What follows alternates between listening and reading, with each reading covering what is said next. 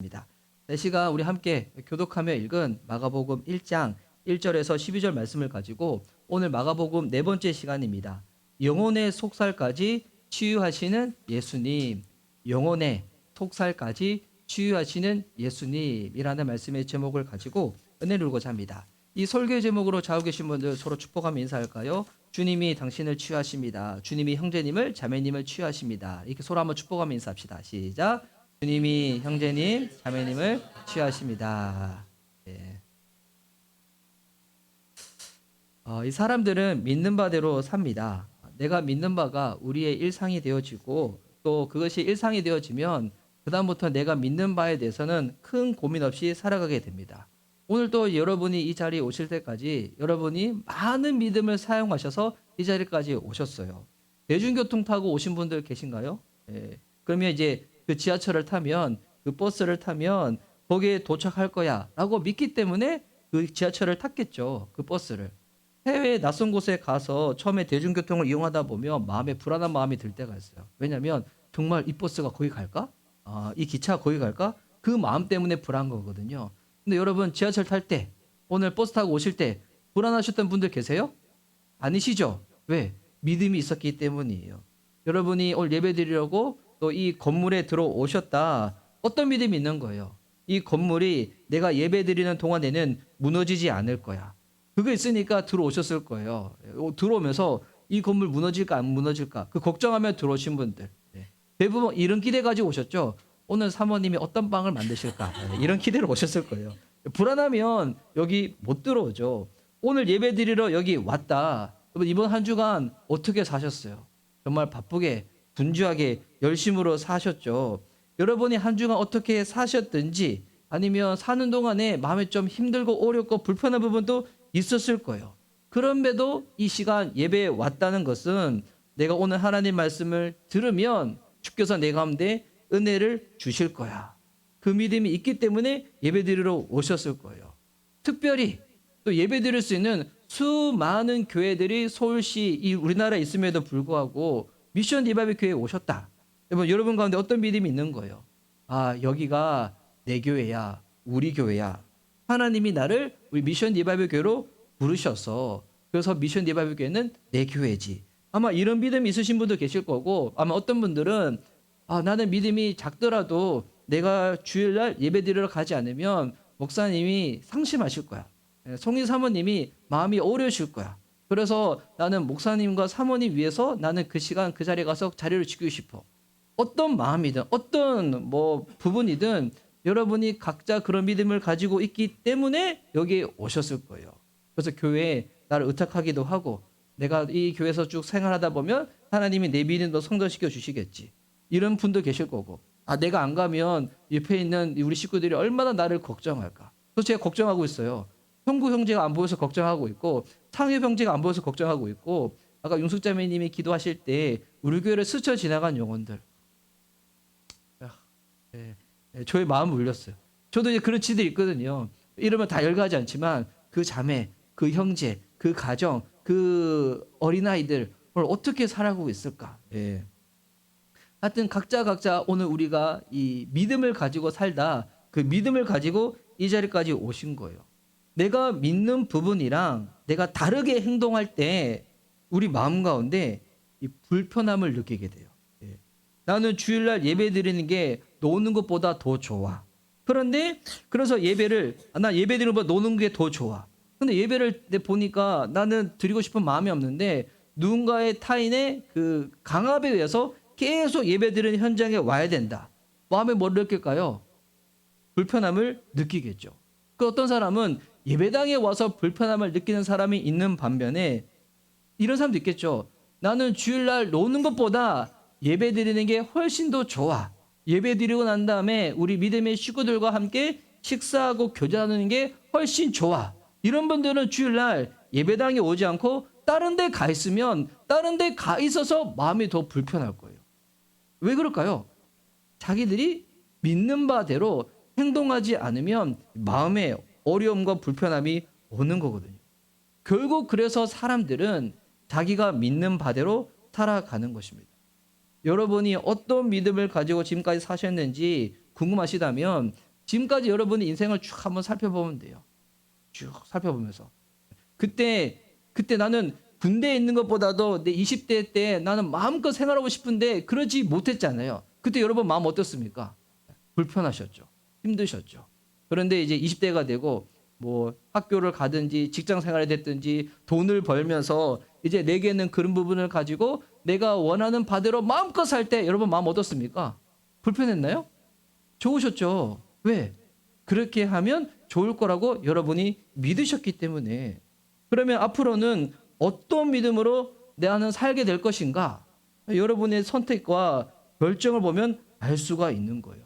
내가 하나님 앞에서 어떻게 살아가야 할지 알면 자꾸 이제 그 믿음 가운데 내 환경도 그렇고 만나는 사람도 그렇고 여러 가지 부분들을 계속 내가 바꿀 거예요.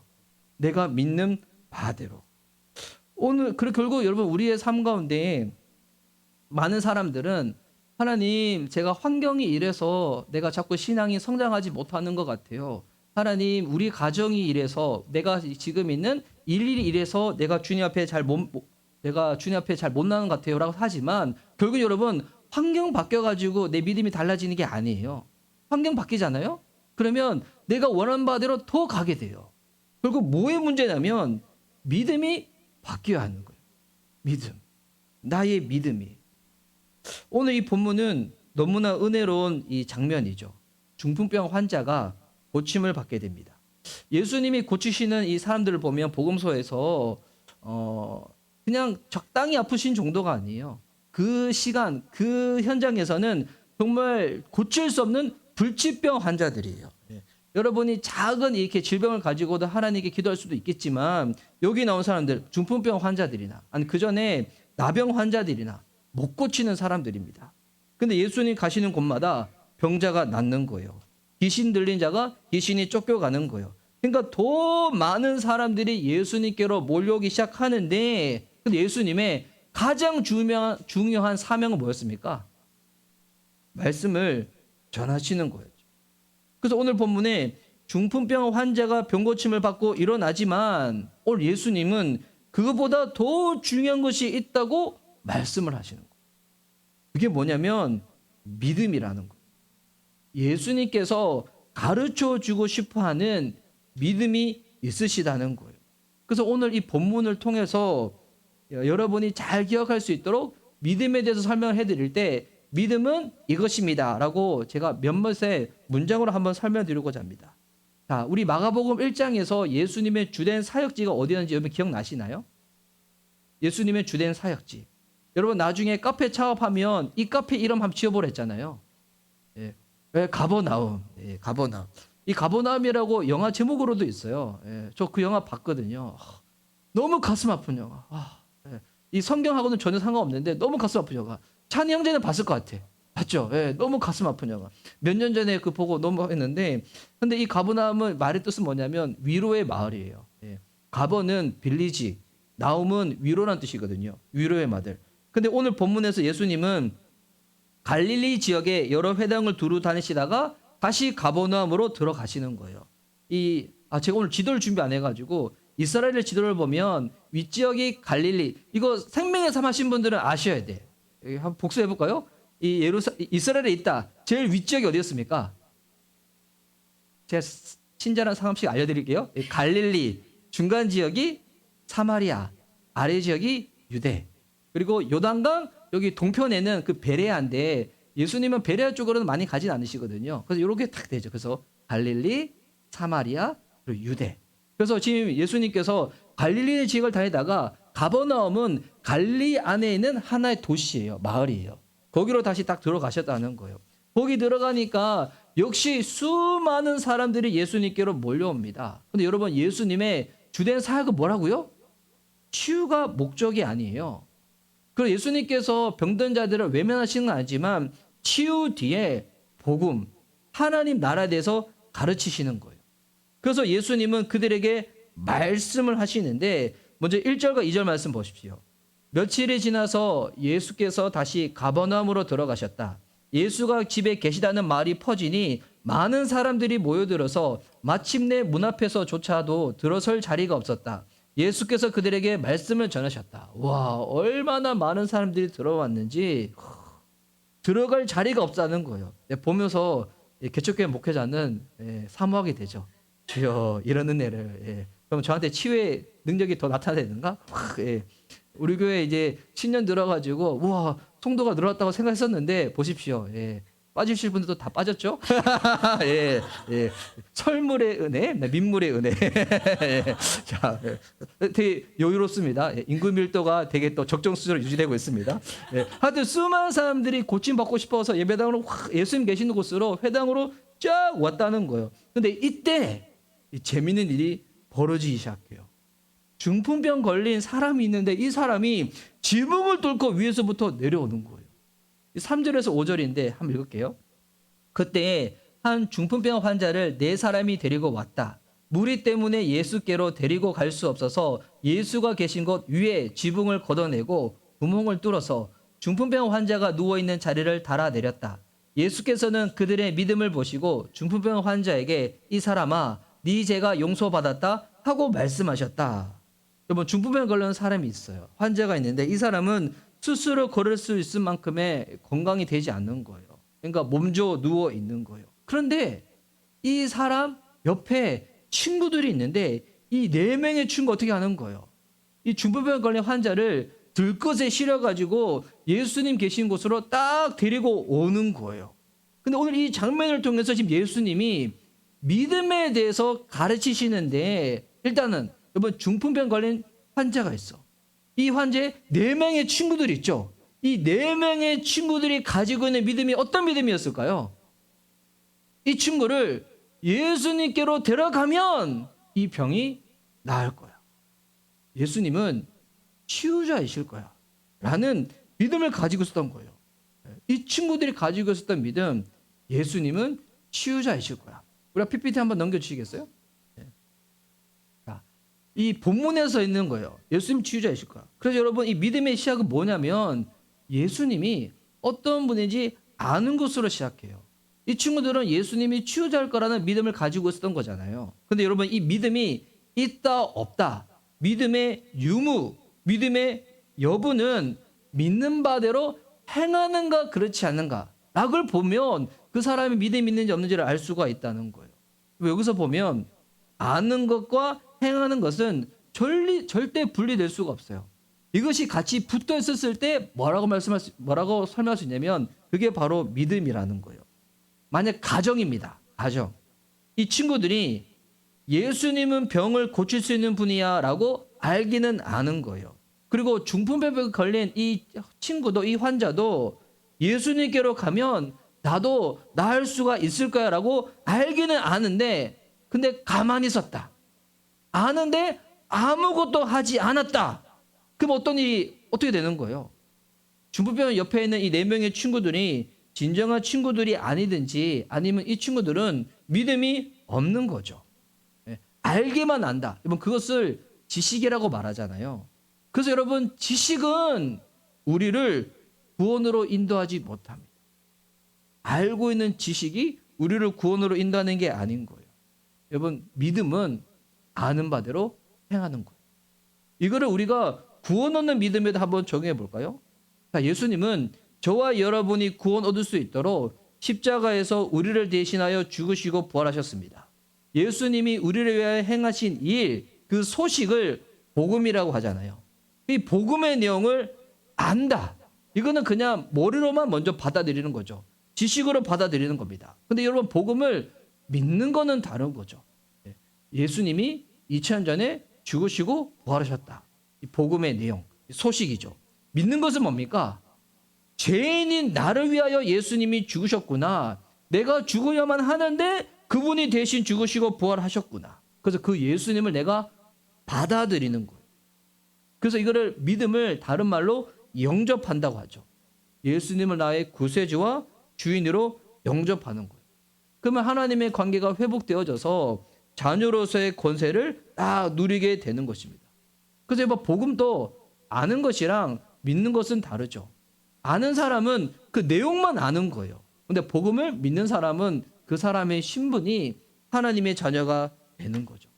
그래서 믿음은 우리의 삶을 움직이는 동력을 일으켜요. 그래서 진짜 믿게 되면 이번 사는 사람들이 어떻게 되냐면 더 가감해지고요. 생각하지도 못하는 창의적인 발상이 떠오르기 시작하는 거예요. 왜? 정말 믿기 때문에. 중풍병에 걸린 이 환자의 네 친구들이 예수님이 치유자라고 믿으니까 어떻게 합니까? 그들은 이 친구를 데려가고 싶은데 예수님 집에 사람들이 너무 많은 거예요. 와, 이런 일 우리도 일어날 수 있을까? 여기 뭐 예배당 꽉 찼는데 올 수가 없어. 그랬더니 여기 4층에 올라가지고 막 위에서 드릴을 막 뚫어가지고 설교 중에 막 떨어지고 뭐지 이게 막 머리 막 털고 막 하여튼 이런 일이 벌어지는 거예요. 어떻게 하면 예수님께로 이 친구를 데려갈 수 있을까? 보니까 도저히 방법이 없을 것 같은데 더 가감해지죠. 지붕을 뚫어버리는 거예요. 그리고 거기서 친구를 쫙 밑으로 내리는 거예요. 이 모습을 보면 예수님께서 이들한테 뭐라고 하냐면 지금 예배 시간에 어떻게 그렇게 무리할 수 있어? 라고 말씀하지 않으셨어요. 이렇게 말씀하시죠. 아까 5절 말씀 보니까 예수께서는 그들의 믿음을 보시고 그러면 그 친구들의 행동을 보면서 성경에서 뭐라고 설명했습니까? 그 믿음을 보셨다는 거예요. 오늘 우리가 이 예배 현장에 왔다. 예수님은 우리의 믿음을 보시는 거예요. 내가 주님 앞에 찬양한다, 기도한다, 말씀을 듣는다. 여러분, 이 모든 것이 예수님께서는 믿음을 보시는 거예요. 너 정말 믿음이 있구나. 예배드리면, 기도하면 응답받고 회복을 누린다는 그 믿음이 있구나. 우리의 삶을 보면서 그렇게 믿음으로 보시는 거예요. 그래서 이왕 이 예배당까지 주일날 오셨으면 제가 한번 권면해 드립니다. 이번 한 주간 살면서 얼마나 많은 일들이 있었습니까? 이 예배 올 때 기대하는 마음으로 오셨든지 아니면 마음에 그냥 기대하는 마음 없더라도 안 나가면 찝찝할 것 같아서 오셨든지 여러 가지 이유는 있겠지만 이왕 오셨더라면 권면해 드려요. 믿음으로 주 앞에 나가보세요. 믿음으로. 99%의 내 안에 기대함이 없고 불편함이 있다고 할지라도 1%의 그 기대감이 있으니까 그나마 오신 거잖아요. 그거를 주님은 크게 보시는 거예요. 그걸 크게 보시는 주님 앞에 믿음으로 한번 예배 드려보는 거예요. 믿음으로 말씀 듣고 믿음으로 한번 기도해 보는 거예요. 그래서 이 친구들의 그 행함을 보고 예수님은 믿음으로 보셨다는 거예요. 네 믿음이 있구나. 그런데 예수님께서 이 친구들의 행동을 보고 중풍병 걸린 그 사람 보고 난 다음에 뭐라고 대답하시냐면 이 친구들이 원하는 대답을 하지 않으시고 완전히 엉뚱한 다른 대답을 하시죠. 뭐라고 말씀하시냐면 네 죄가 용서받았다는 거예요. 네 죄가 용서받았다는 거. 병든 사람 데리고 갔으면 야, 너 병 고침 받았어. 너 다 나았어. 이 얘기 해야 되잖아요. 근데 예수님은 그 얘기 안 하시고 네 죄가 용서를 받았다는 거. 그러니까 전혀 이게 보면 예수님께서는 우리가 생각하는 것과 전혀 다른 부분을 얘기를 하시죠. 이걸 통해서 예수님이 우리에게 알려주시고자 하시는 믿음이 있는 거예요. 믿음은 뭐냐면 우리가 기대하는 바가 있잖아요. 우리가 생각하는 바가 있잖아요. 그것을 뛰어넘는 게 믿음이라는 거예요. 믿음이 무엇인가? 믿음이 무엇이냐면 내가 기대하는 바, 내가 생각하는 바를 뛰어넘는 게 믿음이라는 거예요.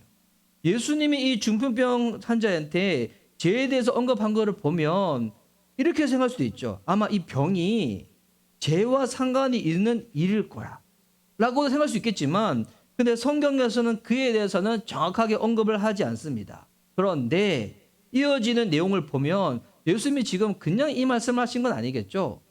다분히 의도성을 가지고 이 말씀을 하시는 거예요.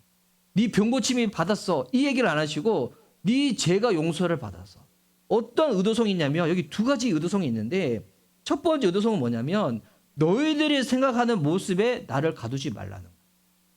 너희들이 생각하는 모습에.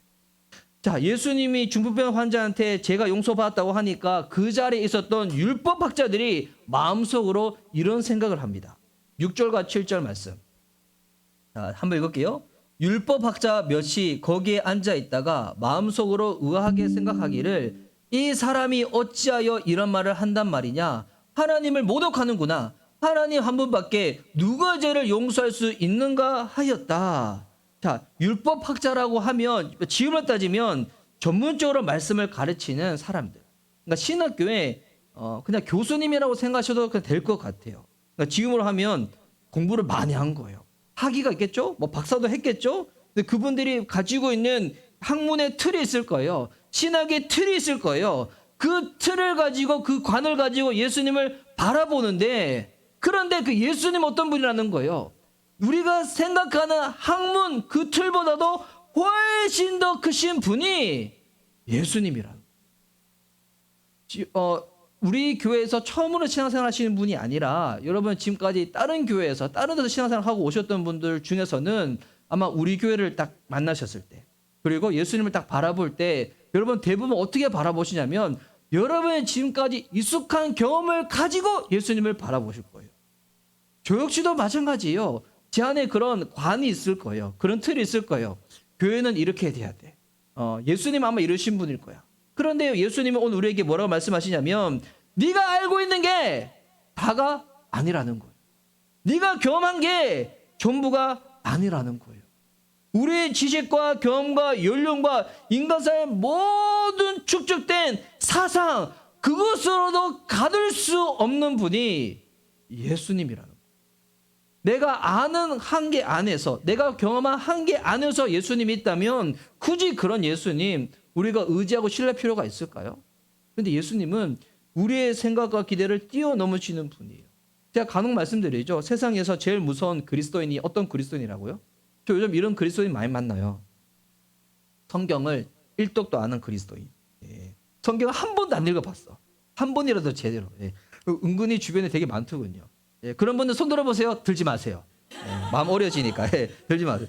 저 이런 진짜 많이 만나요. 근데 이제 진짜 문제가 뭐냐면 어려서부터 교회를 떠나지는 않았어. 그러니까 들은 설교는 많어. 여러분 설교를 통해서 신앙이 믿음이 생길 수도 있지만 양육을 받지 아니하면 성경 말씀을 내가 제대로 알지 못하면 여러분이 가지고 있는 이 예수님이 완전 뒤죽박죽 짬뽕이 될 수가 있어요. 저 그런 지체들 요즘 진짜 많이 만나거든요. 본인이 말하면서도 본인이 말하는 게 무슨 내용인지 잘 몰라. 예, 이런 게 많이 있어요. 구약에서 그러니까 성경을 가지고 와서 인용을 하는데 진짜 그 맥락에 전혀 이렇게 맞지 않는 말씀들을 가지고 막 인용을 하는 거야.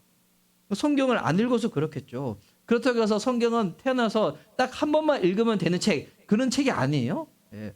계속 가까이 하면서 주님을 알아가야 되는 책이죠. 그래서 그런 분들은 이 신앙생활을 어떻게 하냐면 예수님 믿는 것을 치러야 할 무언가 숙제의 가주처럼 대하는 거예요. 신앙을 치러야 될 숙제와 가주처럼 대하는 거예요. 신앙이 뭡니까? 신앙. 지난주 생명의 삶 2기 소론 하셨던 분들 신앙이 뭐라고 했습니까? 신앙. 에헤이, 큰일 났네. 아는데 저를 테스트하는 거죠. 신앙은 관계라고. 신앙은 관계예요. 하나님과의 관계, 그것 가운데 수평의 이웃과의 관계. 신앙은 관계가 전부입니다. 관계. 근데 그때 말씀드렸잖아요. 하나님과의 관계는 좋지 않은데 일을 많이 한다고 해서 주님이 인정해 주시는가? 그렇지 않다는 거예요. 주님과의 관계가 가장 중요하다는 거예요. 그 관계를 통해서 주님을 알아가고 그분과 교제하는 거. 지금 율법학자들은 본인들이 생각하는 그 신학적 틀에 가지고 예수님을 딱 끼워 맞추는 거예요. 근데 그런 이제 학자들이 많이 있어요. 저는 신약 시대 때 일어났던 성령님의 놀라운 은사들, 기적들이 지금 시대에도 동일하게 일어난다고 믿는 사람이거든요. 근데 저와 다르게 생각하시는 목사님들, 신학자들도 많이 있어요. 그때는 그때의 시대에만 일시적으로 일어난 일들일 뿐이야. 지금 시대는 그런 일들이 일어나지 않아. 방언하는 거, 병 고침 받는 거, 기적이 일어나는 거. 그거 지금 이야기하면 그거는 지금 이상한 거야. 라고 하는 신학자들, 목사님들도 계세요. 저랑 이제 믿는 바가 다른 거죠. 근데 저는 그렇게 생각 안 하거든요. 저는 지금 또 믿음으로 주님을 구하면 정말 우리가 생각하지 못하는 모습으로 더 크게 일하시는 분이 저는 예수님이라고 믿습니다. 근데 여기서 예수님의 또 다른 의도가 있어요. 그 의도는 뭐냐면 결과적으로 중풍병 환자가 병고침을 받아요, 안 받아요? 받긴 받죠. 그런데 병은 치유받아도 언젠간 사람들은 또 늙고 또 병들고 죽음의 순간이 온다는 거예요. 예수님이 정말 주고자 하는 근본적인 치유가 있어요. 그게 뭐냐면 오늘 이 설교 제목 너무 근사하지 않아요? 영혼의 속살까지 치유해 주기를 원하시는. 이 표현을 제가 가지고 온 게 아니라 팀켈러 목사님의 책에 있는 표현을 제가 한번 가지고 와봤어요. 표현이 너무 근사해가지고. 예수님은 근본적인 치유를 우리한테 주기를 원하시는 거예요. 그게 뭘까요? 제산 받는 거, 구원 받는 거. 율법학자들의 마음을 아시는 예수님은 그들에게 이런 질문을 던지십니다. 8절과 9절 말씀. 예수께서 그들이 속으로 이렇게 생각하는 것을 곧바로 마음으로 알아채시고 그들에게 말씀하셨다. 와, 예수님 되게 놀라우신 분이죠. 예. 예수님이 우리 마음 가운데 어떤 생각인지 지금 다 아세요. 예. 저는 딱 여기 보잖아요. 저는 잘 몰라요. 여러분이 지금 제 설교에 집중하고 계신지 어떤 생각하고 계신지. 예. 근데 신기한 거는 진짜 그런 것 같아요. 우리 청소년 친구들은 안 듣는 것 같아. 근데 나중에 물어보면 다 들었어. 와, 너무 신기해. 예. 근데 이제 성인들은 다 듣고 있는 것 같아. 그런데 속으로는 딴 생각하고 있어. 이야, 제가 그런 거 많이 봤거든요. 근데 예수님은 우리 생각 다 알고 계신 거예요. 다 알고 계신데 그들한테 이런 질문 던지죠. 8절, 9절. 어찌하여 너희는 마음속에 그런 생각을 품고 있느냐? 중풍병 환자에게 네 죄가 용서받았다 하고 말하는 것과 일어나서 내 자리를 걷어서 걸어가거라 하고 말하는 것 가운데 어느 쪽이 더 말하기가 쉬우냐? 자, 병 고침을 받는 것과 재용서를 받았다고 말하는 것. 여러분 둘 중에 어느 게 더 쉬울까요? 여러분 어떻게 생각하세요? 병 고침 받는 게 쉬울까요? 재용서함 받았다고 말하는 게 쉬울까요? 둘 다 어렵죠. 네, 둘 다 어렵죠. 근데 이렇게 말씀하신 예수님 이유가 뭘까요? 지금 병 고침 받고 싶어서 예수님께 왔는데 예수님은 그들이 간과하고 있는 가장 중요한 것을 알려주고 싶으신 거예요. 이 남자에게 육체적 질병보다 훨씬 더 큰 문제가 있다는 거예요. 우리의 삶 가운데 겪고 있는 여러분 고통의 문제가 있겠죠? 어려움의 문제가 있겠죠? 그것도 여러분 문제긴 문제이지만 그것보다도 훨씬 더 큰 문제가 우리의 인생 가운데 있다는 것입니다. 뭐 예수님은 우리의 고통을 절대로 외면하신 분이 아니세요. 예수님은 중풍병자의 병을 고쳐주시잖아요. 하지만 인생의 가장 큰 문제는 육체의 고통이 아니라는 거예요.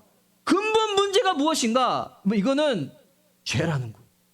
인간의 가장 근본 문제 죄라는 거예요. 성경에서의 죄는 잘 기억하셔야 돼요. 나쁜 행동만을 말하지 않습니다. 여러분 거짓말하거나 음욕이 같은 것 이런 것만 말하지 않아요. 성경에서 말하는 가장 큰 죄는 하나님을 무시하는 거예요. 하나님과 상관없이 살아가는 거예요. 그것이 그분에 대한 반역이고 그것이 죄라는 겁니다. 내 인생 내 거니까 이래라 저래라 하지 마세요. 이런 태도가 예수님께서 말씀하시는 거예요. 그거의 가장 큰 문제라고. 중풍병 환자도 그럴 수 있어요. 내가 걷기만 걸으면 나 삶할 것 같은데. 우리도 뭐 그런 거 있지 않아요? 내가 이렇게만 되면 나 괜찮을 것 같은데. 저렇게만 되면 나 행복할 것 같은데 내가 개척교회 목회자로서 우리 교회가 조금만 더 성장하고 조금만 더 성도가 늘어나고 옆에 공간 없고 나중 시간 지나서 당독권을 얻으면 나 정말 하나님께 그 어떤 것도 바라지 않을 것 같은데 그 천국 같은데 우리는 각자 그냥 과하게 이렇게 설명한 거예요. 각자 여러분 마음 가운데 그런 것이 있을 거예요. 나 주님 이것만 이루어주시면 저 더 소원 없어요. 주님 저 알잖아요. 저 욕심 없는 거, 저 되게 소박한 거 이것만 원하는데 주님 왜 이것조차 들어주지 않으세요? 근데 그때 예수님 대답하시는 거예요. 그게 착각이라는 거. 이 말씀이 우리의 귀에 거스를 수도 있어요. 그렇겠죠. 나 이거 정도 원하는데, 나 이거 바라는데 이것도 들어주지 않으셔? 내가 지금까지 교회를 얼마나 열심히 다녔고 봉사를 했고 헌금했는데 이것조차도 들어주지 않으셔? 주님이 능력이 없어서 그런 게 아니라는 거예요. 예수님 의도는 이거라는 거예요. 네가 몸만 고쳐지면 평생 행복할 것 같지. 근데 하지만 몇 달만 지나봐. 그 행복 오래 가지 않을 거야. 네 인생의 불만족의 원인은 더 깊은 곳에 있다는 거야. 더 깊은 곳에. 진정한 만족은 예수님을 만나야 찾아오는 것입니다. 많은 사람들이 처음에는 문제가 있어서 교회에 왔다가 하나님이 그 어려운 고비를 살짝 넘기게 해주시면 나머지는 스스로 해결할 수 있다고 생각들 하세요. 저 정말 그런 성도들 많이 만났어요. 처음에는 여러 가지 동기를 가지고 교회 와요? 그게 조금 이제 도움을 얻었어요? 해결을 받았어요?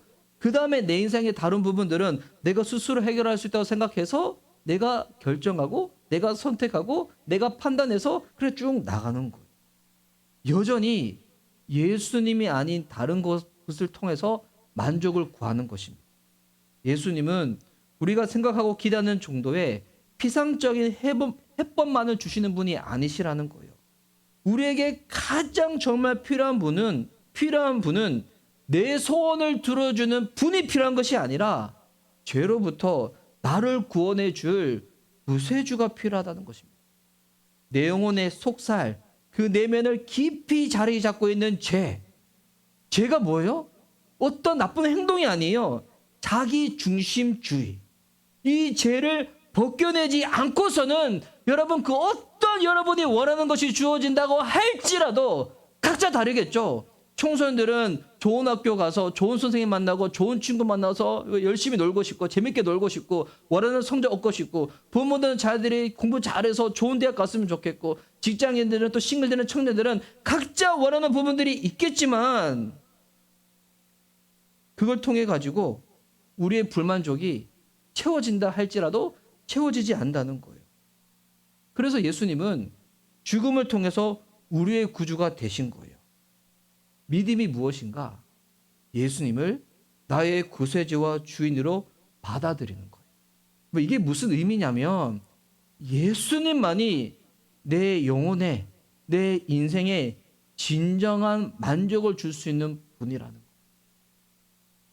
그러면 목사님 결혼해서 목사님은 배우자도 있고 자녀도 있잖아요. 그게 뭐예요? 목사님 사모님 통해서 돈 많이 얻잖아요. 근데 저는 그렇게 믿고 있는 거예요. 한송이 사모는 하나님이 저한테 주신 선물이에요. 그분을 통해서 주님을 알아가는 거죠.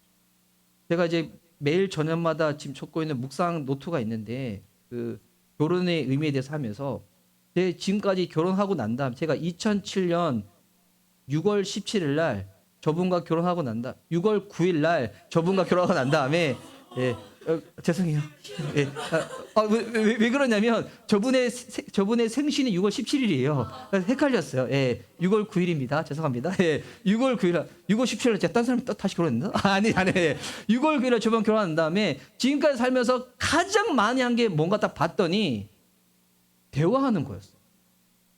저분과 가장 많이 한 게 대화하는 거였어요. 말을 가장 많이 주고받은 것 같아요. 어떨 때는 말을 통해서 상처를 주기도 하고, 어떨 때는 말을 통해서 힘을 얻기도 하고, 어떨 때는 말을 통해 가지고 용기를 얻기도 하고, 어떨 때는 말을 통해서 그러지 못할 때도 있었지만, 그런데 계속 이 관계가 지속되면서 깨달은 부분은 뭐냐면, 와, 정말 하나님이 저분을 나의 선물로 주신 분이 맞구나. 저분 자체를 통해서 만족을 누리는 것이 아니라 저분의 그런 모습을 통해 가지고 저는 주님의 모습을 볼 때가 있거든요.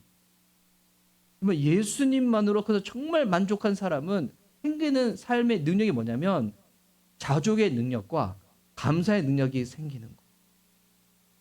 지금 우리가 세겹절 기도를 하면서 저녁마다 우리 감사일기를 한번 써보자고 하잖아요. 감사일기 어떠세요? 한번 좀 써보시니까 잘 되시는가요? 저도 이렇게 감사일기 쓰기에 되게 불편할 때가 있어요. 왜냐하면 그날은 내가 화도 너무 많이 내고 짜도 너무 많이 냈어. 감사일기를 쓰기에는 너무 주님께 죄송해. 그런데 그때는 이런 감사일기 쓰죠. 그럼에도 불구하고 나를 붙잡으시는 주님으로 인하여서 감사. 오늘 일어날 일들뿐만이 아니라 앞으로 더 좋게 해주실 주님으로 인해서 믿음으로 감사. 예수님을 통하여 내 영혼의 속살까지 만족과 치유를 누리게 되면 감사의 능력이 생기고 자족의 능력이 생깁니다. 그래서 우리는 날마다 복음이 필요한 거예요. 죄 용서를 받은 이 중풍병자, 이 병을 고침을 받게 됩니다. 그리고 난 다음에 여러분 이 중풍병자의 모습을 보십시오. 11절과 12절 모습. 한번 읽을게요. 내가 네게 말한다. 일어나서 내 자리를 걷어서 집으로 가거라. 그러자 중풍병 환자가 일어나 곧바로 모든 사람이 보는 앞에서 자리를 걷어서 나갔다. 사람들은 모두 크게 놀라서 하나님을 찬양하고 우리는 이런 일을 전혀 본 적이 없다 하고 말하였다. 예수님을 만난 자들, 여러분 믿음의 클라이막스는 무엇인가? 그분을 찬양하는 겁니다. 하나님을 찬양하는 거예요. 병 고쳤다가 나았다. 이것이 결론이 아니에요. 믿음은 하나님을 찬양하는 거예요. 하나님께 영광을 돌리는 것입니다. 내가 하나님을 경험할 때 이번 주변 사람들이 하나님에 대한 마음이 열리기 시작하는 거예요. 그 보니까 여러분 중풍병 환자가 찬양한 게 아니라 누가 찬양했냐면 중풍병 환자의 그 일을 통해서 주변 사람들이 하나님을 찬양하는 거예요. 여러분이 하나님을 진정으로 만나잖아요. 여러분의 삶 가운데 예수님이 구세주가 되시고 주인이 되시잖아요. 그럼 어떤 일이 벌어지는가? 여러분 주변의 사람들이 하나님에 대해서 생각들을 가지게 될 거예요. 도대체 그분이 누구시길? 세상에서는 성공의 스토리만이 간증이라 얘기하지만 교회는 그렇지 않아요. 하나님 허락하신 믿음의 공동체는 그렇지 않아요. 성공하든 그렇지 못했든 내 삶 가운데 주님으로 계심으로 말미암아 일어서는 그 모습을 보면서 주변 사람들이 놀라할 거예요. 저 사람 보니까 나보다도 더 부족한 가운데 살아가는데 무엇이 저 영혼으로 말미암아 저렇게 충족하게 만들고 기쁘게 만드는 거예요. 그 모습을 보고 주변 사람들이 하나님에 대한 생각을 가지게 되고 결과적으로는 그분을 찬양하게 되는 것입니다. 처음에는 자기의 문제를 해결하고 싶어서 교회에 오지만 말씀을 들으면서 깨닫게 되어지죠. 내게 가장 중요한 것은 내 영혼의 속살까지 고침을 받는 거고요. 죄의 문제가 해결받아야 하는 거고요. 제 안에 연약한 부분들을 한번 나누고 설교를 마치려고 하는데 저는 이제 교회에서 그 목회자로서 혼자서 야금야금 준비하고 이런 부분들에 대해서 되게 행복과 만족감을 많이 누려요. 주중에는 예배당에 딱 오면 거의 저 혼자 있잖아요.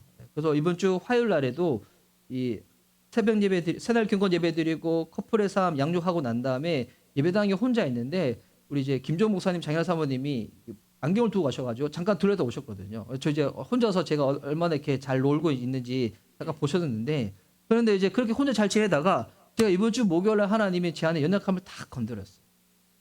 보니까 제 안에 있는 그 우상이 뭐가 있냐면 저 예전에 목자 모임 때도 잠깐 나눴지만 부사역자였을 때는 그 성도분들에 그런 분들이 있었거든요.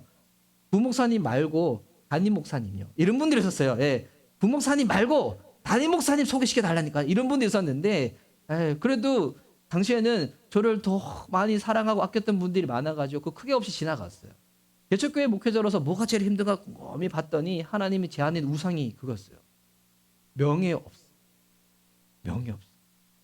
개척교회 목회자로서 겪는 그 생각이거든요. 명예 없어. 그 목요일날 워십 얼라이브를 준비하고 딱 드리는데 이제 같이 섬기는 전사님이 연락이 오셨어요. 목사님 오늘 저희가 좀 늦게 도착하니까 자리 세팅 부탁드립니다. 워십 얼라이브 때 여러분 혹시 자리 구성 보셨어요? 이쪽으로 예배를 안 드리고 저쪽으로 예배 드려서 소구자처럼 해가지고 의자를 삥 둘러요. 그러면 제가 그냥 교회에 있으면서 의자 하나씩 다 옮길 수 있어요. 옮길 수 있는데 최근에 제가 하여튼 이게 우측 어깨에 석회성 건염이 생겨가지고 아픈 것도 그렇고 그리고 그 일 딱 듣는데 어떤 생각이 드냐면 와 진짜 제 안에 순간 그런 마음이 드는 거예요. 이거 이전 교회에서는 간사님들이 하던 건데 이러면 혹 드는 거예요. 이 간사님들이 하는 건데 내가 다 해야 되는 거예요. 뭐 개척교회 목회자 그거 할 수도 있죠. 해도 되는 거죠. 그런데 내 안에 그걸 본 거예요. 아 명예 없음. 명예 없음. 목회자로 느끼는 이 명예 없음. 그러면서 아 내가 왜 교회를 빨리 성장시키고 싶어 하는가 그 마음 가운데 주님이 탁 하시는 거예요. 그런 얘기를 들은 게 있거든요. 그 우리 CTCK라고 우리 교회를 도와주는 단체 대표 되시는 목사님이 그러면 협동 목사님으로 섬기시는 교회가 짧은 기간 동안에 급성장해서 한 8,000명 예배 드리는 교회예요. 거기서 딱 예배당에 앉아서 설교 들으면 그런 생각이 들 때가 있대요. 저 담임 목사님의 설교 한편으로 수천 명의 사람들이 일사불란하게 확 움직이는 거예요. 큰 교회일수록 성도님들이 더 열심히 움직이잖아요. 확 움직이는데 그러면 순간 저 목사님은 내가 뭐라도 크게 된 것처럼 이런 착각을 할 수도 있겠구나. 여러분 그 모습이랑 개척교회 목회자가 스스로 명예 없다고 생각하는 그 모습이랑 눈으로 보이는 모습은 완전 다르지만 영적으로는 똑같은 문제예요. 내가 사람들께 인정받고 싶어. 내가 내 존재가 아니라 내 주변에 일어나는 일들로 말미암아서 내가 어떤 사람인지 내가 증명받고 싶어하는 그 마음. 하나님이 제 안에 그걸 탁 돌주시는 거예요. 딱 돌주시고 난 다음에 이 설교를 제가 설교 준비를 할 때 저는 토요일 날 닥쳐서 하지 않고 그 다음 주에 해야 될 본문을 주일 저녁이나 월요일 날 미리 봐요. 한 주간 계속 묵상을 하는데 그러면서 주님이 저한테 말씀하시는 것 같아요. 상암아, 네가 원하는 그 교회의 열매와 사역이 넘치면 너 좋을 것 같아? 아니야. 네한테 진짜 필요한 거는 네 죄가 사함을 얻는 거야. 네 영혼에 정말 채워지지 않는 그 부분들, 그거 채워지기 전에는 네가 이 다른 것들로 인해 가지고 아무리 잘 되고 아무리 못해줘도 너는 나하고 관계는 없게 되는 거야. 이 마음 딱 주시는 거예요. 와, 내 안에 그런 명예 없음이 있었고, 그런 명예 없음. 이번 그리스도인의 정체성은 여러분이 하는 어떤 일의 규모로 파악하면 안 됩니다. 그럼 여러분 어떨 때는 교만할 수도 있고요. 어떨 때는 그러지 못할 수도 있어요. 우리의 정체성은 주님 안에서 발견하셔야 돼요. 주님 안에서 내가 어떠한 자인가. 하나님이 나를 어떻게 여기시고 나는 주님을 어떻게 대하고 있는가. 그 안에서 정체성을 발견한 사람은 흔들리지 않을 수가 있어요. 당장 내 주변에 어려운 환경이 있더라도 여러분 넘어지지 않고 좌절하지 않고 주님 바라보며 나갈 수가 있을 것입니다. 주님 우리에게 말씀하세요. 우리 각자 마음에 원하는 그 소원들을 가지고 이 자리에 올 수 있겠지만 그 소원 들어줄게 라고 말씀하는 게 아니라 네 죄가 용서받아. 네 죄를 사할 수 있는 권세가 나에게 있어. 여러분 영혼의 그 불편한 부분들, 이게 안 채워져서 그 관계가 깨어져서 힘든 부분들, 그거 되어진다고 해서 되는 게 아니라는 거. 오늘 주님 앞에서 영혼의 속살의 치유를 받고 다시 그 관계 가운데 충만히 이룰 수 있는 저와 여러분 되었으면 좋겠습니다. 저도 진짜 원하는 부분이 있어요. 진짜 제 삶을 통하여 치유의 능력이 많이 나타나서 우리 교회 성도님들 안 아팠으면 좋겠어요. 진짜 건강했으면 좋겠어요. 그런데 그게 전부가 아니라 그를 통하여 복음 되시는 주님을 알아갈 수 있는 교회. 그래서 여러분 우리 미션 리바이벌 교회 핵심 가치는 치유가 아니에요. 병고침이 아니에요. 여러분이 부자 되는 게 아니에요. 성공하는 게 아니에요. 우리 교회 핵심 가치는 그래서 복음이에요. 복음 알고 누리고 행하고 전하는 저와 여러분 될 수 있기를 주의 이름으로 축복하는 바입니다. 아멘.